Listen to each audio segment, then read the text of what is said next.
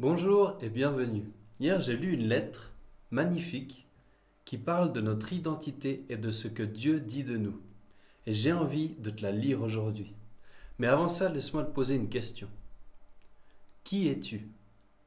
Est-ce que tu te définis par ce que les autres disent de toi?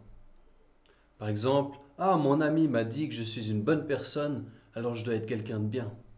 C'est ce qu'on appelle en fait vivre dans le regard des autres. Et le problème, c'est que dès que quelqu'un te dit une remarque négative, eh ben tu es tout de suite effondré. Ou alors, est-ce que ce sont les circonstances qui te définissent? Par exemple, je suis malade, alors je suis faible et je suis un fardeau pour les autres. Mais au final, cette maladie n'est qu'une circonstance et elle ne devrait pas dicter qui tu es. Elle ne devrait pas toucher à ton identité profonde. Oui, tu peux être malade, mais la maladie ne te définit pas et elle ne fait pas forcément de toi un fardeau pour les autres. Une autre possibilité, est-ce que tes possessions te définissent? J'ai une belle voiture, alors les gens me doivent le respect.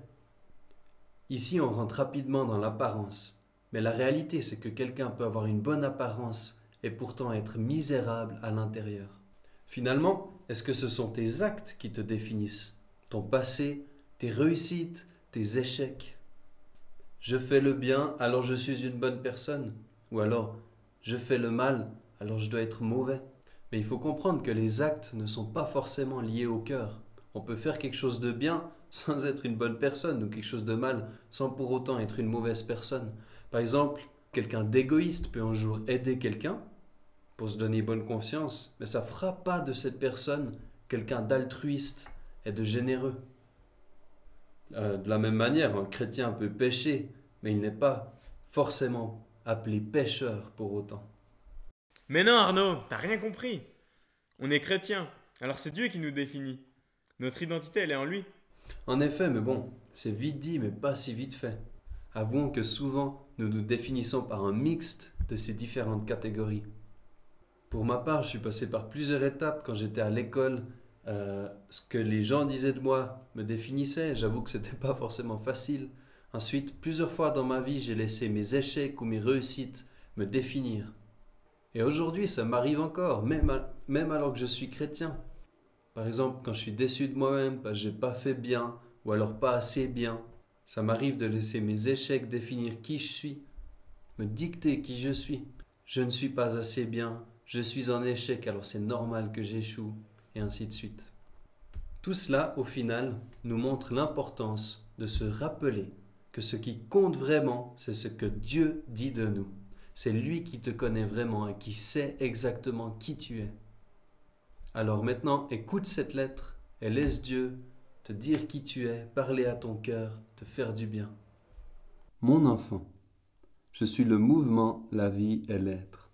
Je te connaissais avant même que tu sois conçu. Je t'ai tissé dans le ventre de ta mère.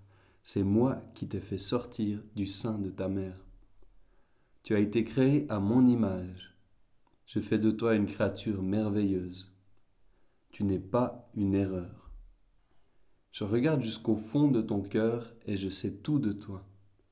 Je sais quand tu t'assieds et quand tu te lèves. Je te vois quand tu marches et quand tu te couches. Même les cheveux de ta tête sont comptés. Tous tes jours sont écrits dans mon livre. Je ne me suis pas éloigné ni fâché, car je suis l'expression parfaite de l'amour. Toute grâce que tu reçois vient de ma main, car je suis celui qui pourvoit à tous tes besoins. Mes pensées vers toi sont plus nombreuses que les grains de sable. Je me réjouis au son de ta voix. Je suis le Père qui te console de toutes tes peines.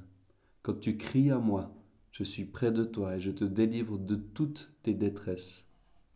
J'effacerai toute larme de tes yeux et je porterai toute la douleur que tu as subie sur cette terre. Je n'arrêterai jamais de te bénir. Je t'aime de la même manière que j'aime mon Fils Jésus. Il est la représentation exacte de mon être. Il est venu démontrer que je suis pour toi et pas contre toi, et te dire que je ne compte plus tes péchés. Jésus est mort pour que toi et moi soyons réconciliés. Rien ne peut te séparer de mon amour. Je serai toujours ton père. Veux-tu être mon enfant? Je t'attends. Ton Père qui t'aime, Dieu Tout-Puissant. Waouh! Quelle belle lettre, qu'elle puisse parler à nos cœurs, que Dieu puisse nous dire qui nous sommes en lui.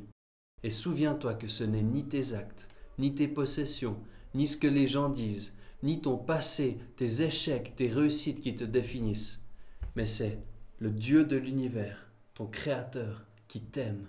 Alors merci beaucoup pour ton attention et bonne journée.